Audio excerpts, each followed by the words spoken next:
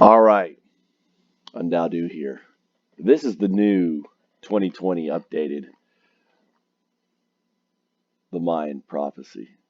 I'm basically explaining the meaning of the Mayan prophecy that was revealed to me in December 2011 when a circle appeared on my face and I knew the Mayan calendar was ending.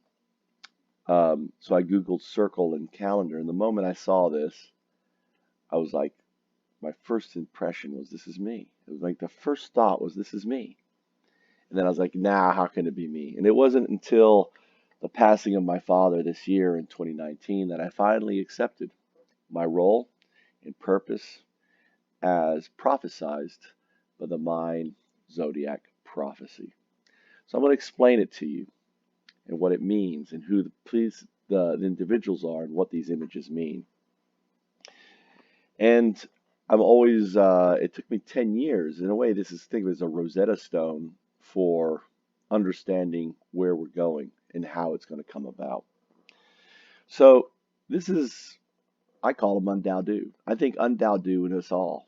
In quantum mechanics, there is no time. So the quantum, think of the quantum thought, right?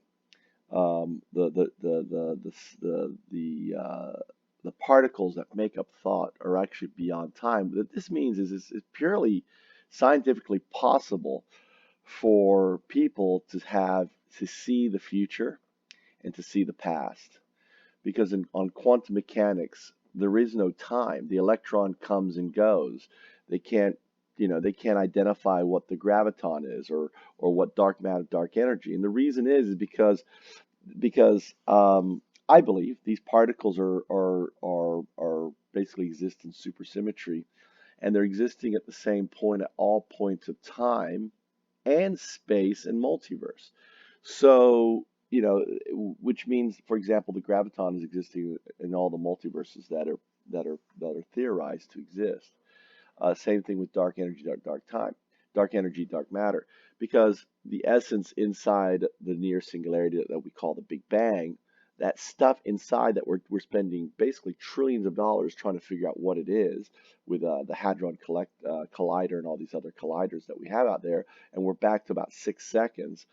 Well, um, the stuff inside of that, the juice, right, is a fifth state, and that state is entangled matter. That entangled matter ultimately is what dark energy, dark matter, and even the graviton is, and other things, right? So, theoretically, it may be possible. Now, am I the resurrection? Am I the reincarnation? Am I just, someone they saw? It doesn't really matter. What matters is this becomes a foundation for me to move forward in understanding my reason, my purpose in life.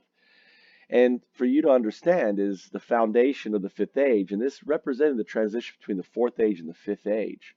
And I believe 2012 was just the date of my awakening, right? The beginning of the transition of an age that's going to be built on these blocks being Bitcoin, right? And what's interesting is as I contemplated and I meditated and I channel, right? Um, that these images to me represent coders. I think these are the cyberpunks, and they're all monitoring the code, and there's a similarity of the chain and the blocks, that the code, right, that they're writing, and it's always, you're dealing with order and chaos right here. There's the shapes here, and what's interesting is it's got the three things: mouse, keyboard, and monitor, and they're all plugged in to coding out the blockchain, which was developed in the late 80s, early 90s. What we call the blockchain actually was around before Bitcoin, right? Bitcoin was one of the first applications that used it. Um, so I find that really interesting. So these are the cyberpunks, and I don't know if anyone's cyberpunks are still out there. They're still alive. They could tell me how many people coded out blockchain. And these were radical. These were, these wanted to bring down the IMF. These are radical individuals. And one of the, earlier adopters, right, is Brock Pierce. And Brock Pierce in gaming was selling gold. He saw Bitcoin before Bitcoin. He saw cryptos. He saw this whole industry because he was selling literally tens of $1,000s worth of this stuff, right? Items and gold online from UO and EverQuest and everything else. Actually, I think I bought gold from him. Um, the other interesting character is here is Satoshi Nakamoto, the ephemeral. So here is, it's funny because here's this ephemeral thing. No one knows who he is. He's ephemeral. He's a ghost, and there, floating in the sky, is Bitcoin. Isn't that kind of weird? So that's Satoshi Nakamoto, or I think of it as Hal Finney. So what's interesting here is the cougar is glaring and wanting to devour Bitcoin. Now, this has deep meaning to me because back when I was consulting with Bitcoin Magazine, when I was trying to get them to build the open startup innovation framework, which they ultimately did, called Ethereum, and all of these blockchains are really just variations of the open startup innovation framework that is built on around the idea of the blockchain of Bitcoin, iterations of it. There was a guy who was blacklisted from BitTalk, and he's a very, back in the community, he was a prolific individual. He came up with Bitcoin Magazine. He was the founder of Bitcoin Magazine, also BitTalk TV, and his name was Matthew N. Wright. I've renamed him ETH Waldo. I put out a 5 Ethereum reward to basically find him, and ultimately, no one came forward, and it was weird, the answers and stuff, but he wanted to devour, he wanted to disrupt, he wanted to take vengeance on Satoshi, right, on Bitcoin. And his idea was built on something called Small Planet, and Small Planet, incidentally, I believe, is Ethereum. So the first investors of, hold on, I kind of messed up here. Let's go back around, right? I supposed to be hitting the space bar, right? The first investors of Ethereum were these guys here. And the X represents money, right? Wealth. And it's Satoshi, these are the Winklevoss twins. They're twins. They look exactly the same. And one of them is online more than the other, obviously. Look, mouse, keyboard, and monitor. I don't know what the rest of the design. So obviously the Sahdu 6,000 years ago of it. Now notice that this demon is staring and wanting to devour them. Now incidentally, this is the money that came in to fund what? Ethereum. This is ETH Waldo. His name is Joseph Lubin. And remember, ask you, why is he a demon? Well, it's really simple. When you look into the face of a Sahdu and you lie to them, and he knows the truth. He knows I'm telling the truth. And I met him for the first time. I didn't know who he was in 2016 when I went to DEF CON 3 in Shanghai. He kind of jumped me at the elevator with his posse. He said, "Oh, you're that guy who says he invented Ethereum, right?" And I'm like, "No, I'm that guy that helped inspire it. I'm meeting with my investors on the 5th floor. His name's, they're investing $5 million into Foundups. Their name is, Brandon Kersner. When you come out and have champagne with us, we're celebrating, right? We're celebrating the partnership." And, and we end up speaking for hours. Now, his idea of collective capitalism is actually based on my work of social capitalism, which I spent a lot of time explaining the why the blockchain is to fix and change capitalism. And it obviously sucked in because he's now talking about collective capitalism.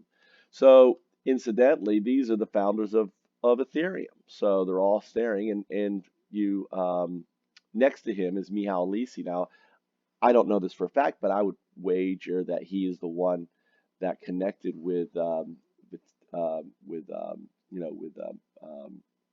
Ethereum Joseph. It's interesting because I see a keyboard and mouse, and from this perspective, because I only interacted with him Skype, and I never saw him, right? But I was talking, or maybe this is from my perspective, my keyboard looking through, right? So this could be my monitor, my keyboard, my mouse looking through to him on Skype, because we never did a video. Well, we did a video thing, but it's, to me, that's kind of what I see here. Next to him is the rabbit. I call Vitalik, Buter, and the rabbit. Now, interesting, right, about that is that the logo for DevCon 5, and you can see the ear here could be actually the Ethereum triangle, the saddle. It's a horse, but they didn't have horses back. The Mayans didn't know what a horse was until way after they left when the conquistadors came, right? And if you go in, and here it is, there's looking down like the rabbit. There's the saddle. There are the lines on the back. There's the thing coming out of his ear. This is DEFCON 5.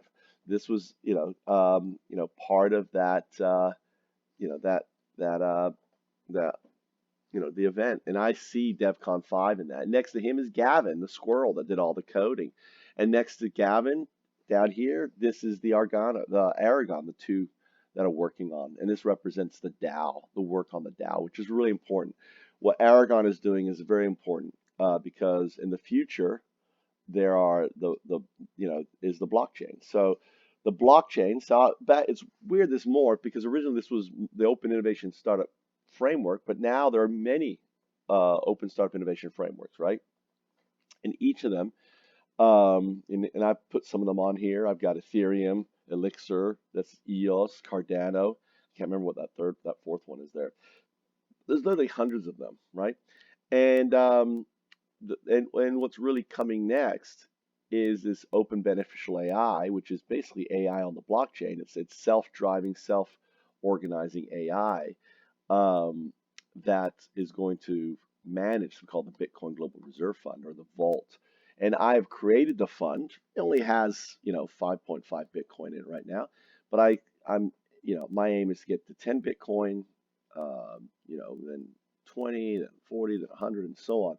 And the way that's going to happen is by launching Foundups. Now, we're launching the first 5 Foundups. Okay, so once the first 5 Foundups launch, and the first one I'm launching this year is called Foundup Hemp, and I'm doing hemp products, and 100% of the net profits are going to go into this fund. And eventually, when this fund reaches a value of $10 million, then this fund will ultimately manage and launch anyone's Foundups autonomously without the need of VCs, banks, or closed capital networks, where success equals access to where success equals validated idea, not where currently exists as success equals access to closed capital networks. So my whole thing is disrupting the closed capital networks. So I want you to imagine that the startup is what drives capitalism, the Foundup is what's going to drive social beneficial capitalism, and that's a transition. So I hope there is the AI. And that's it. Now, there are a couple other people here. I have on the left here, this is Charles Hoskinson, who I interacted with a few times. Charles is doing amazing work on Cardano. And it's funny because he talks about the Ouroboros. Now, the Ouroboros has two names, and the Ouroboros is actually an analogy of the head representing us, and the two meanings. There's two names. There's the Ouroboros with a U-R, Ouroboros. That's the first tribe of humanity, right? And prophesized to devour the planet. And then out of the Ouroboros, they created the Ouroboros. And the Ouroboros is our business model, right? That's insatiable, never ending, that devours. And it's funny that Cardano, a vehicle for DANOs, right? Cardano, to me, gives me a lot of impetus to think that we will be running Foundups on Cardano. It's kind of like it's just the analogy is just too close. And this is a pump, right, with his sleepy eyes. You ever see him talk? He has sleepy, droopy eyes. Looks just like him. This looks just like Charles. This looks like him. To me, this looks just like Brock, right? In a way, his spirit, his smiley face, big elephant. He's just a good soul, right? Brock, and he's a very important prophet of the blockchain. And then up here we've got this is Andrew Yang with his arms up. I'm not sure who this is yet. I'm not sure. Maybe we'll never know who this is. And this is number 19, an individual in Japan. Here's the movie reel. Right here is the movie reel. He has some very important work videos that's pretty amazing. Anyway, so yeah, um, there you go. This is the Mind Zodiac prophecy explained.